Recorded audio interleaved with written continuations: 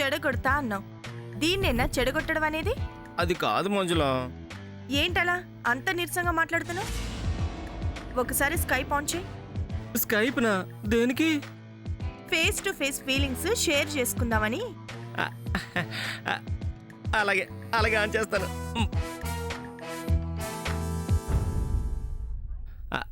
ఏంటి మంజుల? ఛీ!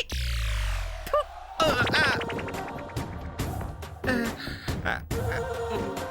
సిగ్గులేని జన్మ, సిగ్గులేని జన్మ. ప్లీజ్ మంజుల, మా మంజుల, నువ్వంత టెన్షన్ పడొద్దు. నేను ఇంకో ఐడియా ఆలోచించా. ఈ ఐడియా లాంటిదేనా?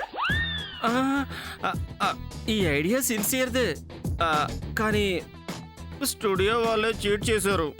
అందుకని నువ్వు నన్ను చీట్ చేస్తున్నావా? కాదు మంజుల, కాస్త విను. నా కళ్యాణం ఆగడానికి నీ కడుపు వాడుకుంటా. అంటే రేపు నీ కడుపు పోయేలా ప్లాన్ చేశా. అసలుంటేగా కడుపు పోవడానికి. ఉన్నా పోవాల్సిందే కదా. ఛీ! థు! నా ఉద్దేశం అది కాదు. కడుపు పోయినట్టు యాక్షన్ నీది. ఆదిత్య గారికి కోపం వస్తుంది, నన్ను బయటకు గెడతారు. నువ్వు ఫ్రీ, నేను ఫ్రీ. ఓకేనా? సరే కానివ్వు. నేను నీకు కోఆపరేట్ చేస్తున్నాను. తేడా వచ్చిందో నా శవం ముందు శంఖం ఊదించు. నీ శవం ముందు కాదు, నా శవం ముందే శంఖం మోగుతుంది. అయ్యో మంజుల, ఇలాంటి మాటలు మాట్లాడకూడదు ప్లీజ్. చాలు, ఆపు నీ డ్రామాలు. ఈ ప్లాన్ వర్కౌట్ కాకపోతే అప్పుడుంటుంది నగర సంకీర్తన.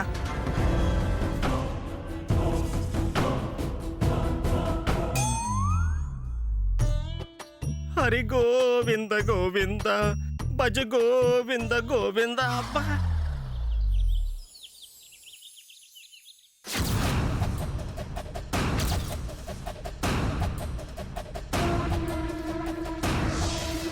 రాత్రి ప్లాన్ అంతా వివరించానుగా, ఇంకా రాలేదేంటి మంజుల?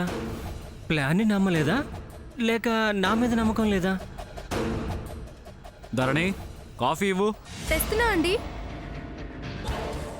ఆవిడ్ని పడేయడం కుదరదు, త్వరగా రా మంజుల.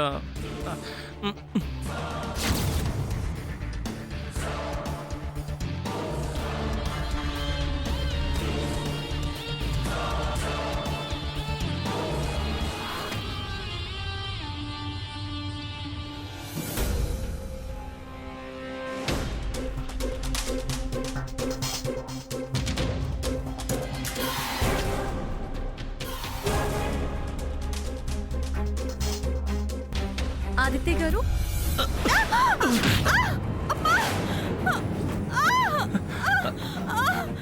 అయ్యో మంజుల గారు, సారీ సార్. ఏమైంది? అయ్యో, ఏంటి అలా పడిపోయావు? అయ్యో, ఏమైంది? ఏమైంది మంజుల? అక్క, అక్క, అక్కకేమైంది? అక్క, ఏమైంది? ఏమైందేంటి? కింద పడింది. అయ్యో సారీ మేడం.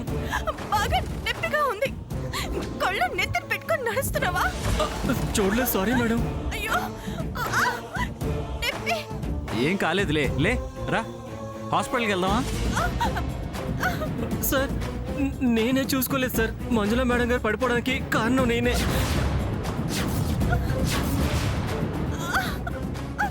ఎవరు పడ్డారన్నది ముఖ్యం, పడేసిన వాళ్ళు కాదు. అసలే ఒట్టి మనిషి కూడా కాదు. అవునండి, ఏమైందో ఏమో. ఆదిత్య గారు, ఏమైందో ఇప్పుడు ఎలా తెలుస్తుంది? ముందు అర్జెంటుగా హాస్పిటల్కి తీసుకువెళ్ళాలి. హాస్పిటల్కి ఫోన్ చేయండి.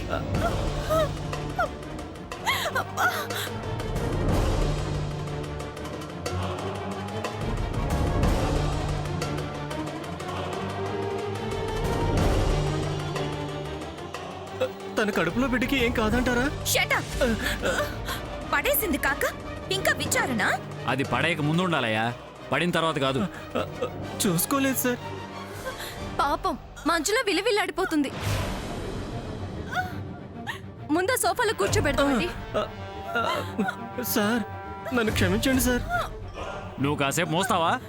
మోడి చేసి ఏడుస్తుంటే రంకు మోడిచ్చి రాయేశాడంట. అసలే కింద పడి పాపం గిలగిలలాడుతుంటే మధ్యలో నీ నాసేంటి? లే పెద్ద పాప, నెమ్మదిగా. కాసేపు సైలెంట్ గా ఉండు ఆకాష్.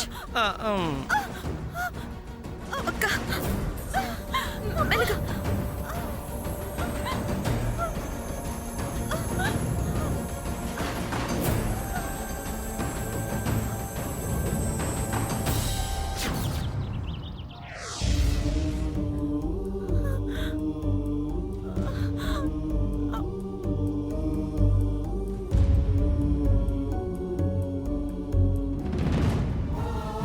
పర్లేదా డాక్టర్?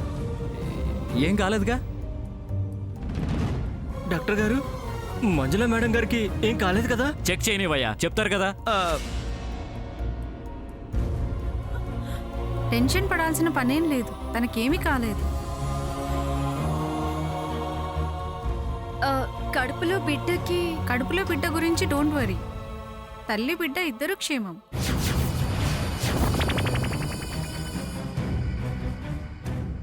కింద పడ్డం వల్ల మేలే జరిగింది. కింద పట్టం వల్ల మేలా? ఎస్, ఇంతకు ముందు కడుపు లోపల బేబీకి చిన్న ప్రాబ్లం ఉండేది. ఇప్పుడు ఆ ప్రాబ్లం కూడా క్లియర్ అయింది.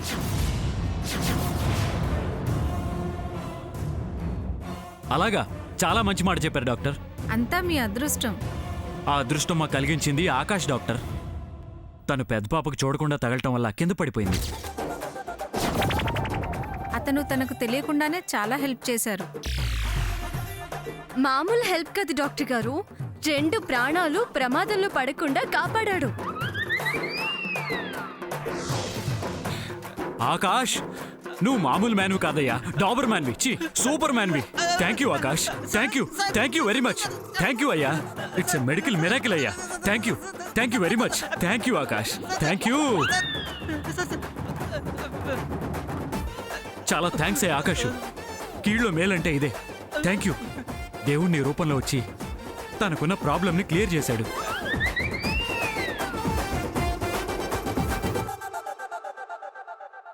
ఆహా, నా వంశాంకురానికి ఏ ఇబ్బంది లేకుండా చేసావయ్యా. Thank you very much. Sir, ఇంక నేను బయలుదేరుతాను. Okay doctor. Thank you very much.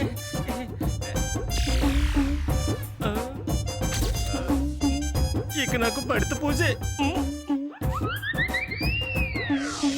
Plan ఏంటి ఇలా రివర్స్ అవుతూ సమస్యలు సమాధానాలు కలిపి మరీ మూవ్ అవుతుంటే ప్రతి మూవ్కి ఈ చెక్కులేంటి? చివరికి నా బతుకు క్లోజ్ అయ్యేటట్టుంది. వాళ్ళు మేలు అనుకుంటున్నారు కానీ నాకు కడుపు కన్ఫర్మ్ అయింది. చిచి, నా కడుపేంటి? అదే మంజులో కడుపు అంటే నాకు కీడు జరిగినట్టేగా.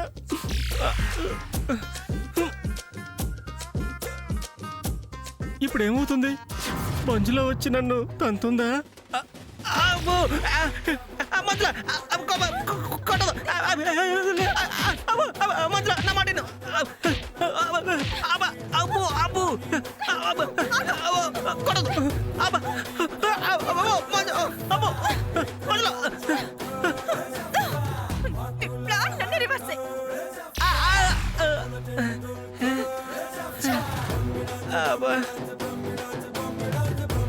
వచ్చింది, కొట్టింది, వెళ్ళింది. మంజులో వాట అయిపోయింది. ఇంకెవరు? నెక్స్ట్ లాకే. తను లాగి వడ్డిస్తే గట్టిగా తగిలిస్తుంది. నేనే వెళ్ళి తలంచి బాడీ ఆపు చెప్తే బెటర్. కాస్త కనికరించైనా చిన్న దెబ్బలు కొడుతుంది.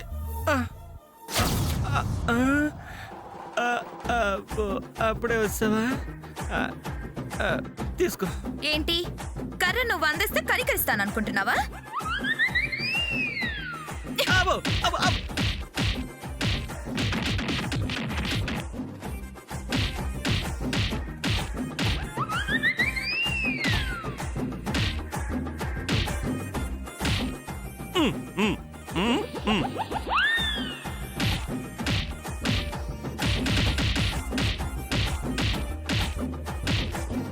చాలా పెళ్లి చెడగొడతానని మా అక్క ప్రెగ్నెన్సీ చెడగొట్టే పని చేస్తావా? ఏం మనిషి నువ్వు? ఏ ఒకటి తిన్నక చేయవా? నిన్ను చూస్తుంటేనే అసహ్యం వేస్తుంది.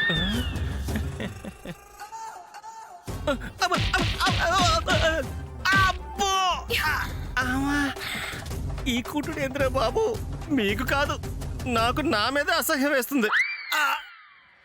అబ్బో అమ్మో, ఈ దెబ్బలు నేను భరించలేను. అమ్మో అమ్మో.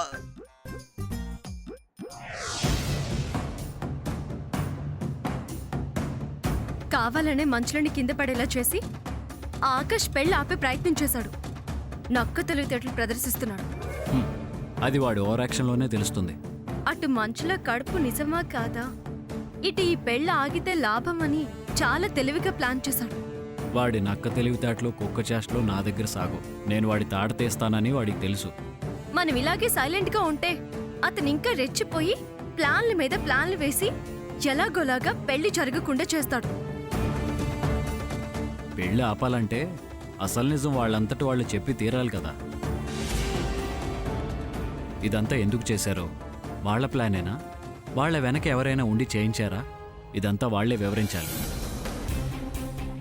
తప్పైందని ఒప్పుకుని మన ముందు గుంజేళ్ళు తీయాలి. అందుకోసమే కదా ఇంత ఓపికగా ఎన్ని పథకాలు వేయాల్సి వస్తుంది. లేకపోతే ఒకే ఒక ఫోన్ కాల్తో పోలీసుల చేత నిజం కక్కించవచ్చు. మన ఓపికని వాళ్ళు తెలివి తక్కువతనంగా తీసుకుంటున్నారేమో. ఎప్పుడు ఎక్కడ ఎలా బయటపడతామో అని వాళ్ళకి భయంగానే ఉంది. కాకపోతే బింకానికి నటిస్తున్నారు. అంత నటిస్తున్నారంటే ఖచ్చితంగా మంచి లాభం ఆశించే చేస్తున్నారు అనిపిస్తుంది. వాళ్ళ లాభం సంగతి తర్వాత, మనం నష్టపోతున్నాం కదండి. ఏం నష్టపోతున్నావు అంటావు? ఏంటంటారేంటి? జీవితం. జీవితం అంటే లైఫ్. నాకేం అలా నష్టపోతున్నట్టు అనిపించట్లేదే. వాళ్ళలా మీరు కూడా నటిస్తున్నారా? నష్టపోతున్నట్టు అనిపించడం లేదు అని అంటున్నారు. ఏదో ఒకటి నా నోటుతో అనిపించి కమిట్ చేద్దామనా? కమిట్ చేయించడం ఏంటి? ఏ విషయంలో? ఓవర్ యాక్షన్ చేయకండి. ముందు ఆ మంచులా అసలు మంచులా కాదు అని ప్రూవ్ అవ్వాలి. ఆ తర్వాతే మీ ప్రశ్నలకి సమాధానాలు, మీతో కలిసి బ్రతకడాలు. అంటే ఇంకా తను మంజులే అని అనుమానం ఉందా నీకు? తన ఇంట్లో ఉంది కాబట్టి. ఉన్నా ఇదివరకట్లా లేదు. నీ జోలికి రావట్లేదు. మాటన్నా పడుతుందే కానీ ఎదురుపడి ఇదివరకట్లా ఛాలెంజ్లు చేయట్లేదు. ఎంతసేపు ఎలా తప్పించుకోవాలని చూస్తుంది. ఎవరు ఎలా చూసినా మీరు మాత్రం ఆకాష్కి మంచి డోస్ ఇవ్వాలి. అప్పుడే ఏ విషయమైనా బయటపడేది. మంచి డోస్ కాదు, డబుల్ స్ట్రాంగ్ డోస్ ఇస్తాను. దెబ్బకు నిజం తన్నుకుని బయటికి రావాలి. ఏం చేస్తారు? ఒకే ఒక ఐడియాతో ముగ్గురిని పంజరంలో బంధిస్తాను. బంధిస్తారా? ఎస్. ఒకే చోట ముగ్గురిని ఇబ్బందుల్లో ఇరికిస్తే ఎవరికి వారు ఎలాగైనా యువతలు పడాలని ఒకరి మీద ఒకరైనా చెప్తారు, లేదా ముగ్గురు కలిసి చెంపలేసుకుని మొత్తం చెప్పేస్తారు. ఏం చేస్తారు? ఎలా చెప్తారు? ఎలా అంటే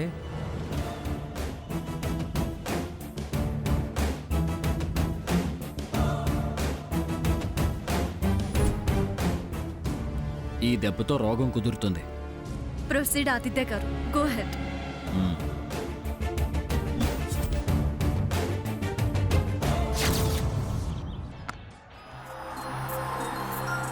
బాబా 6.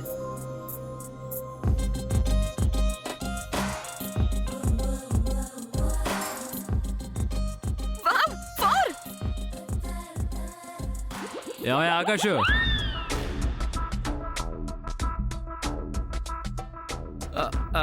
సార్ ఏంటి ఉప్పల్ స్టేడియంలో లైవ్ క్రికెట్ మ్యాచ్ చూసి వస్తున్నావా? ఏముంది సార్, నా బతుకు అటు 4లు ఇటు 6లు అన్నట్టు ఉంది సార్. ఇంకా నేనేం లైవ్ క్రికెట్ చూస్తాను సార్. ఏమైంది ఆకాష్? అంత నీరసంగా మాట్లాడుతున్నావు? ఏం కాలేదు అని అడగండి మేడం. నా బతుకు బంతికి అన్ని ఫ్రీ హిట్సే, పైగా పవర్ఫుల్ బ్యాట్స్మెన్స్. పిచ్చి మీద ఉన్నప్పుడు పిచ్చి పిచ్చిగా బాధ వదిలి పెడుతున్నారు. అంత బాధ ఏమొచ్చిందయ్యా? అంతా క్రికెట్ లాంగ్వేజ్లో మాట్లాడుతున్నావు. ఇదే సార్ నాకు వచ్చిన జబ్బు. చెప్పా? Yes madam. ఏ టాపిక్తో మొదలైతే ఆ టాపిక్ కంటిన్యూ అవుతుంది. చాలా టెన్షన్గా ఫీల్ అవుతున్నాను. ఆ టెన్షన్లో నేను ఉండి బోర్ ఫీల్ అవుతున్నాను. అందుకే కాస్తన్నా రిలాక్సేషన్ దొరుకుతుందేమోనని అలా అలా వాకింగ్ చేసొస్తున్నాను సార్. మరి చూపించుకోలేకపోయావా? అయినా నువ్వు జిమ్ చేసి కండ్లవి పెంచుతావు కదయ్యా. అంటే జిమ్ చేసే వాళ్ళు వాకింగ్ చేయొద్దా సార్? 2 విధాలా అలసిపోవడం ఎందుకు అని వారి ఉద్దేశం. నా బతుకు అంతే, టెన్షన్స్, ఎప్పుడూ జంట సమస్యలు వెంటపడి వేధిస్తూ ఉంటాయి. కాస్త కూడా రిలాక్సేషన్ లేదు. నీ ప్రాబ్లం రిలాక్సేషన్ గురించేనా? 100% అదే సార్. ఇక్కడ జాబ్లో పడ్డాను అంతే. టెన్షన్స్ పడ్డమే కానీ రిలాక్సేషనే లేదు. అయితే ఓ పని చేయవయ్యా. ఏంటి సార్? ఏమన్నా ఎక్సర్సైజ్లా, యోగాలా, ఆసనాలా? చెప్పనేస్తావా? అలా అలా ఓ 10 రోజుల పాటు మన వికారాబాద్ ఎస్టేట్కి వెళ్ళి గెస్ట్ హౌస్లో రెస్ట్ తీసుకో. అక్కడ రిలాక్స్ అవుతూ ఎస్టేట్ పనులు కూడా చూసుకోవచ్చు. ఓకేనా? ఇదేదో బానే ఉంది. నిజమా సార్? 10 days నన్ను వికారాబాద్ డెప్యూటేట్ చేస్తున్నారా? అవునయ్యా, నిజంగానే వెళ్ళమంటున్నాను. వెళ్ళు, వెళ్ళి హాయిగా రిలాక్స్ అయ్యిరా. ఆకాష్కి నమ్మకం లేనట్టుంది. అయ్యో అదేం లేదు మేడం, వెళ్తాను సార్, తప్పకుండా వెళ్తాను. మీరిచ్చిన అవకాశం సద్వినియోగం చేసుకుంటాను సార్. రేపే బయలుదేరి వెళ్ళవయ్యా. Thank you sir, thank you.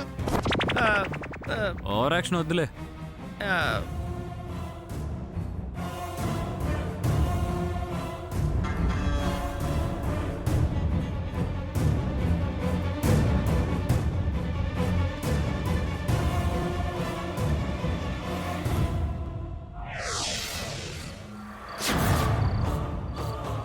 ఎందుకు మంజులా అంత కోపంగా చూస్తున్నావు? నువ్వు హ్యాపీగా ఎగురుకుంటూ వికారాబాద్ వెళ్తుంటే ఎదురొచ్చి సాగనంపాలా? నా చావుకి నన్ను వదిలేసి నువ్వు వికారాబాద్ ఎగేసుకుపోతావా? పైగా ఎందుకు మంచులా కోపంగా చూస్తున్నావని అడుగుతున్నావు? అయ్యో మంజులా, 10 రోజులు నేను వెళ్ళడం వల్ల నాకే కాదు నీకు హ్యాపీనే. నాకేం హ్యాపీ? మనిద్దరికి ఎలాంటి టెస్టులు ఉండవు, టెన్షన్స్ ఉండవు. ఏంటి నీకు పెట్టే ఆ టెస్ట్లు కూడా నాకే పెడితే చావాలా? నీ మీద నా మీద అనుమానంతోనే కదా వాళ్ళు పరీక్షలు పెట్టేది. నువ్వు లేవని నన్ను ఊరికే వదిలేస్తారా? ఈకకు ఈక పీకకు పీక లాగి ఎంత టెన్షన్లో పడేస్తారో అని భయంగా ఉంది. నువ్వన్నది నిజమే మంజులా, నేను నా సైడ్ నుంచి ఆలోచించాను కానీ నీ సైడ్ నుంచి ఆలోచించలేదు. ఆలోచించవు. నువ్వెందుకు ఆలోచిస్తావు? నీ సుఖం, నీ సరదా, నీ సంతోషం, నీ లేఖ నువ్వు చూసుకుంటున్నావుగా. అయ్యయ్యో, నా సంగతి తెలుసు కూడా ఎందుకు అలా నిందలేస్తావు? నిష్ఠూరంగా మాట్లాడుతున్నావు మంజులా. మంజులా, ఒక పంచి, నేను వెళ్ళాక నువ్వు బయలుదేరి వచ్చేస్తావా?